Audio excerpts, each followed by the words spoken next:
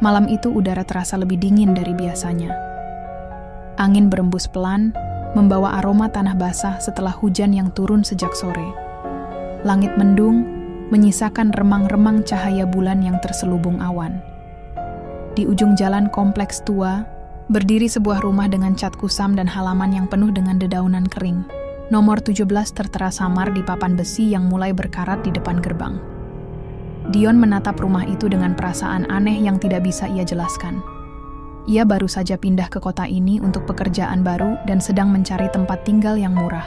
Rumah ini, meskipun tampak sedikit tua, ditawarkan dengan harga sewa yang sangat rendah, jauh lebih murah dibanding rumah lain di area ini.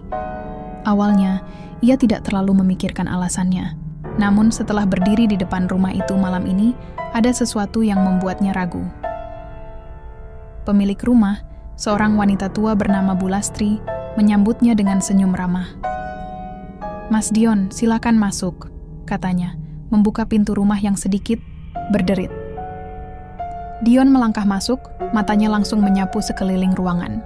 Interior rumah ini masih cukup baik, meskipun terasa ada kesan usang yang sulit diabaikan. Perabotan kayu tua memenuhi ruang tamu, dan lantainya masih berupa ubin lama berwarna putih kusam. Dindingnya dihiasi foto-foto hitam putih yang sudah mulai pudar, entah siapa saja yang ada di dalamnya. "Rumah ini cukup luas dan nyaman," kata Bulastri sambil berjalan di depannya. "Ada 3 kamar tidur, 1 kamar mandi, dan dapur di belakang. Semuanya masih berfungsi dengan baik." Dion mengangguk, mencoba mengabaikan perasaan tidak nyaman yang perlahan menyelinap di benaknya.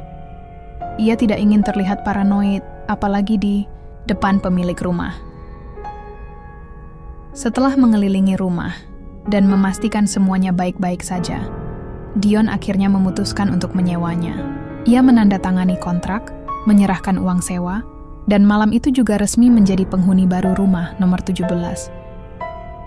Saat Bulastri hendak pergi, wanita itu menatap Dion dengan ragu sejenak sebelum akhirnya berkata, "Kalau ada hal aneh, jangan terlalu dipikirkan ya, Mas. Rumah tua memang suka berisik." Dion mengernyit, merasa ada sesuatu yang janggal dari kata-kata itu. "Maksud ibu?" tanyanya. Bulastri hanya tersenyum kecil, lalu berkata, "Selamat menempati Mas Dion."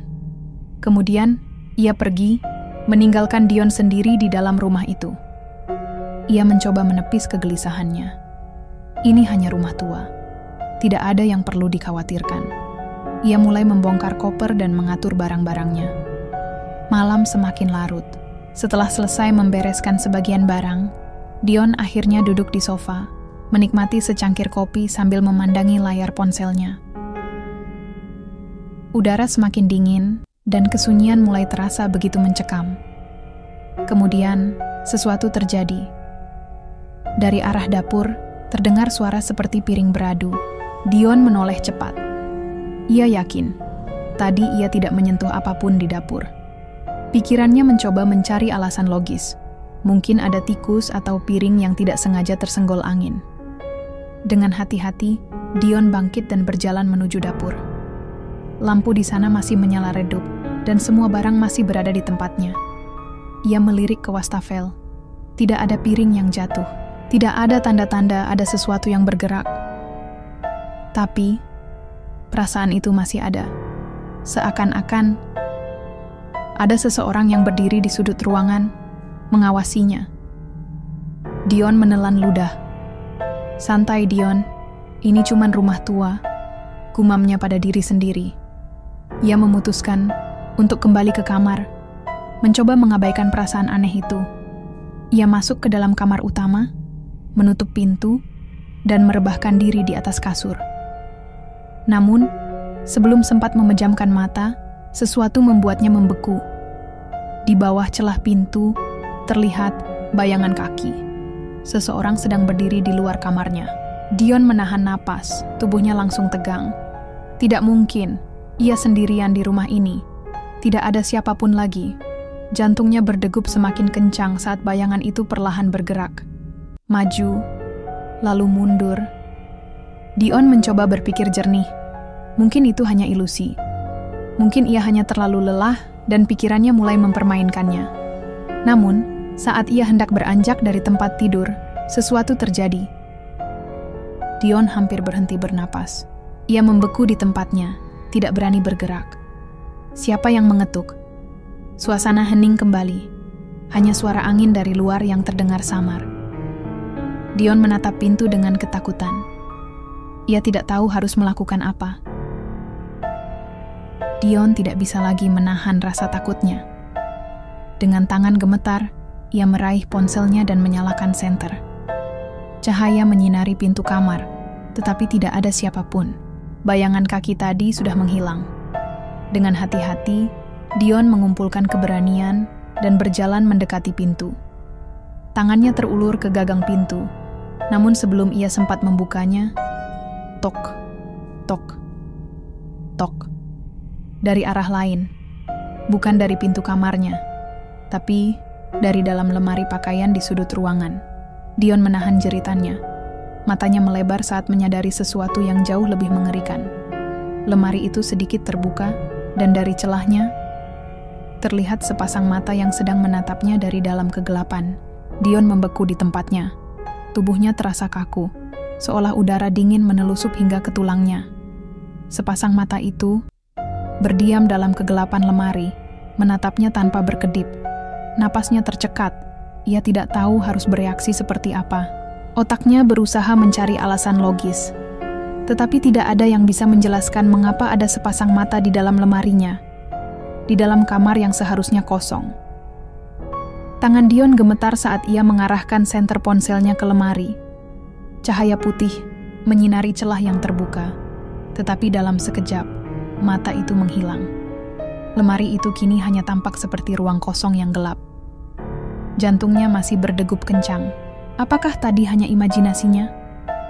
Apakah ia terlalu lelah hingga pikirannya mempermainkannya? Ia mengambil napas dalam-dalam dan perlahan mendekati lemari. Tangannya terulur, meskipun ada bagian dari dirinya yang berteriak untuk tidak melakukannya. Dengan satu gerakan cepat, ia menarik pintu lemari hingga terbuka lebar. Kosong, hanya pakaian yang ia gantung sejak sore tadi. Tidak ada apapun di dalamnya. Tidak ada tanda-tanda bahwa seseorang pernah berada di sana. Dion merasa lega, meskipun masih ada ketakutan yang menggantung dalam pikirannya. Ia menutup lemari itu kembali dan mundur perlahan. Aku terlalu paranoid, gumamnya pada diri sendiri, mencoba menenangkan hatinya. Namun, saat ia berbalik dan melangkah menuju tempat tidur, sebuah suara berbisik pelan di telinganya. "Jangan matikan lampunya." Dion tersentak, tubuhnya langsung merinding. Hebat! Ia menoleh cepat ke belakang, tetapi tidak ada siapapun. Tidak, ini bukan imajinasi. Seseorang atau sesuatu telah berbisik kepadanya. Tiba-tiba, lampu kamar berkedip beberapa kali sebelum mati total. Ruangan langsung gelap gulita. Dan dalam kegelapan itu, Dion mendengar sesuatu. Langkah kaki. Bukan langkahnya. Langkah itu berasal dari dalam kamar. Dion tidak bisa bergerak. Seluruh tubuhnya terasa membatu. Langkah kaki itu semakin jelas, terdengar mendekat dalam gelap yang pekat. Ia ingin menyalakan lampu ponsel, tetapi tangannya terlalu gemetar. Lalu, langkah itu berhenti. Hening. Jantung Dion berdegup kencang di dadanya. Ia bisa merasakan sesuatu yang tak terlihat berdiri di dekatnya, mengamatinya dalam kegelapan. Dengan tangan gemetar, ia akhirnya berhasil menyalakan senter ponselnya. Cahaya menerangi kamar yang kini terasa lebih dingin dari sebelumnya. Tetapi, ada satu hal yang membuatnya semakin ketakutan. Di cermin yang tergantung di dinding, ada sesuatu yang tidak seharusnya ada. Sosok seorang wanita berdiri di sana. Wajahnya pucat, dengan mata kosong yang menatap lurus ke arahnya. Rambut panjangnya kusut dan mulutnya sedikit terbuka, seolah ingin berbicara. Dion menahan napasnya. Ia mencoba berbalik, berharap itu hanya pantulan bayangan di cermin. Tetapi ketika ia menoleh, tidak ada siapapun di belakangnya. Dion menjerit dan mundur dengan panik, jatuh tersungkur ke lantai. Matanya masih menatap cermin dengan ketakutan. Tapi ketika ia kembali melihat ke sana, sosok itu sudah menghilang. Ia terengah-engah, mencoba memahami apa yang baru saja terjadi. Ini bukan hanya perasaan tidak nyaman. Ini bukan hanya suara aneh. Ada sesuatu yang benar-benar ada di rumah ini. Dion tidak bisa tinggal di sini lebih lama. Ia meraih ponselnya dan mencoba menghubungi Bu Lastri. Setelah beberapa detik, suara wanita tua itu terdengar di ujung telepon. "Mas Dion, ada apa malam-malam begini?" Saya melihat seseorang di cermin. Saya mendengar suara langkah kaki. Saya tidak bisa tinggal di sini. Lalu, suara Bu Lastri terdengar lebih pelan, hampir seperti bisikan. Apa dia sudah muncul? Dion merasa bulu kuduknya berdiri. "Bu, Ibu tahu sesuatu tentang ini?" Bu Lastri menghela napas. "Mas Dion," penghuni sebelum Mas juga mengatakan hal yang sama. Mereka semua melihatnya. Itu sebabnya rumah ini selalu kosong. Aku sudah mencoba memperingatkan Mas, tapi... Dion merasa jantungnya berdegup semakin cepat. Siapa dia? Siapa yang ada di rumah ini? Hening lagi. Kemudian, Bu Lastri menjawab dengan suara yang terdengar lebih berat. Dia, pemilik rumah ini sebelumnya. Seorang wanita bernama Sari. Dia meninggal di sini, tapi sepertinya dia belum pergi. Dion merasa tenggorokannya mengering. Meninggal bagaimana? Dia bunuh diri, Mas. Di kamar yang sekarang Mas tempati. Dion langsung merasa ingin muntah. Kami sudah mencoba mengusirnya, tapi dia selalu kembali. Dan setiap penghuni baru selalu melihatnya. Dion menatap sekeliling kamar dengan ketakutan. Ia tahu ia tidak sendiri di sini. Dan kemudian, suara itu terdengar lagi. Pelan, berbisik di telinganya. "Jangan pergi. Aku butuh teman." Dion tidak berpikir dua kali. Ia langsung berlari keluar dari rumah, meninggalkan segala barangnya. Di belakangnya, lampu rumah nomor 17 berkedip-kedip. Seakan-akan ada seseorang yang sedang menatapnya dari balik jendela. Dan senyum itu masih ada. Dion berlari tanpa menoleh ke belakang. Hujan yang turun sejak sore kini semakin deras, membuat jalanan kompleks tampak lengang. Nafasnya tersengal, jantungnya masih berdetak liar akibat ketakutan yang belum hilang. Ia tidak peduli bahwa ia meninggalkan semua barangnya di rumah nomor 17. Yang terpenting baginya sekarang adalah keluar dari tempat itu secepat mungkin. Tanpa pikir panjang, Dion langsung menuju rumah Bu Lastri yang tidak jauh dari kompleks itu. Ia mengetuk pintu dengan panik, berharap wanita tua itu segera membukakan pintu. Tak butuh waktu lama, Bu Lastri muncul dengan wajah khawatir. "Mas Dion, astaga, kenapa basah kuyup begini?" Dion masuk ke dalam rumah tanpa diundang, masih terengah-engah. "Saya nggak bisa tinggal di rumah itu, Bu. Ada sesuatu di sana. Saya melihatnya. Saya mendengar suaranya." Bu Lastri terdiam. Ia seolah sudah tahu hal ini akan terjadi, tapi ada raut kesedihan di matanya. "Aku sudah mencoba memberitahu Mas, tapi aku tahu Mas pasti tidak akan percaya kalau tidak mengalaminya sendiri," katanya pelan. Dion duduk di kursi kayu di ruang tamu Bu Lastri. Tangannya masih gemetar. Siapa sebenarnya dia, Bu? Kenapa dia masih ada di rumah itu? Bu Lastri menatapnya dengan dalam sebelum akhirnya mulai bercerita. Bertahun-tahun lalu, rumah itu dihuni oleh seorang wanita muda bernama Sari. Dia tinggal sendirian setelah tunangannya membatalkan pernikahan mereka secara tiba-tiba. Sejak saat itu, dia jarang keluar rumah, hanya sesekali terlihat berjalan di sekitar kompleks. Para tetangga mulai jarang berinteraksi dengannya, karena dia selalu terlihat murung dan kehilangan semangat hidup. Dion mendengarkan dengan saksama, rasa penasaran dan ketakutannya bercampur menjadi satu. Sampai suatu malam, Sari ditemukan meninggal di dalam kamarnya. Dia gantung diri, dan yang membuatnya lebih menyeramkan, tidak ada yang menemukan jasadnya selama beberapa hari. Saat akhirnya ditemukan, tubuhnya sudah mulai membusuk di dalam lemari. Dion langsung merinding mendengar cerita itu. Lemari. Itu tempat di mana ia melihat mata seseorang mengintainya malam ini. Bu Lastri melanjutkan. Sejak saat itu, rumah itu seakan-akan menolak untuk ditinggali. setiap penyewa yang mencoba tinggal di sana selalu mengalami hal yang sama. Suara-suara aneh, bayangan di cermin, langkah kaki di malam hari. Dan yang paling sering terjadi, mereka semua melihat sosok Sari berdiri di dalam kamar. Dion merasa seluruh tubuhnya menegang. Kenapa tidak ada yang mencoba membersihkan rumah itu atau melakukan ritual tertentu? Bu Lastri menghela napas. Sudah, Mas, berkali-kali. Tapi setiap kali ada usaha untuk mengusirnya, sesuatu yang buruk terjadi. Dulu ada seorang paranormal yang mencoba membantuku, tapi setelah malam itu, dia menghilang tanpa jejak. Polisi tidak pernah menemukan keberadaannya. Dion semakin ketakutan. Jadi, hantu itu benar-benar masih ada di sana? Bu Lastri mengangguk pelan. Dia tidak pernah pergi. Dia masih menghuni rumah itu. Dan dia tidak suka jika seseorang mencoba meninggalkannya. Dion merasa dadanya semakin sesak. Ia tahu ia tidak bisa kembali ke rumah itu. Tapi yang lebih buruk, ia merasa Sari masih mengawasinya. Dan ternyata, perasaan itu benar.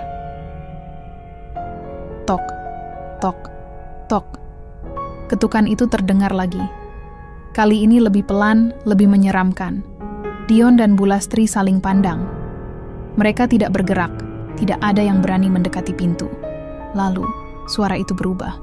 Dari luar, terdengar bisikan pelan, hampir seperti seseorang sedang memanggil.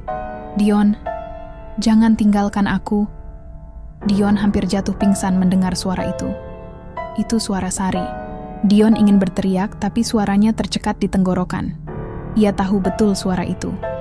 Itu suara yang ia dengar di rumah tadi. Bu Lastri dengan cepat meraih tangannya, berbisik, "Jangan buka pintunya, Mas. Apapun yang terjadi, jangan biarkan dia masuk." Ketukan itu semakin pelan, seperti Sari tahu mereka sedang ketakutan. Tok, tok, tok. Dion menutup matanya erat-erat, berharap semua ini hanya mimpi buruk. Tapi suara itu tidak berhenti.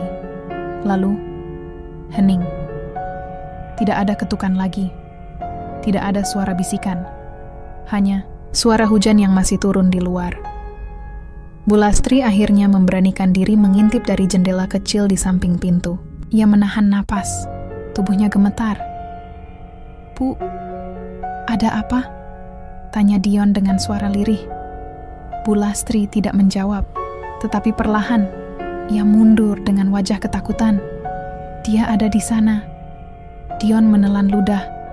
Ia mencoba melihat dari celah jendela, dan saat itulah ia melihatnya di depan rumah, tepat di bawah lampu jalan yang berkedip-kedip, berdiri sosok seorang wanita dengan gaun putih yang basah kuyup oleh hujan. Rambutnya panjang, menutupi sebagian wajahnya, tetapi yang paling menyeramkan adalah senyumnya. Sari tersenyum kepadanya, seolah dia tahu Dion melihatnya. Seolah dia tahu Dion tidak akan bisa lari darinya. Dion mundur, matanya tidak bisa lepas dari sosok itu. "Bu, kita harus pergi. Kita harus keluar dari sini." Bu Lastri menggeleng. "Tidak ada gunanya, Mas. Dia akan selalu menemukanmu." Begitulah yang terjadi pada semua orang yang mencoba kabur darinya. Dion merasa tubuhnya melemah. Ia ingin percaya bahwa semua ini hanya mimpi buruk, tapi ini nyata. Sari masih di sana, menatapnya, tersenyum. Dan kemudian, lampu di luar mati total. Kegelapan menyelimuti segalanya. Sebelum semuanya menjadi benar-benar sunyi, suara terakhir yang Dion dengar adalah bisikan yang terdengar sangat dekat dengan telinganya. "Aku akan selalu bersamamu." Lalu, semuanya gelap.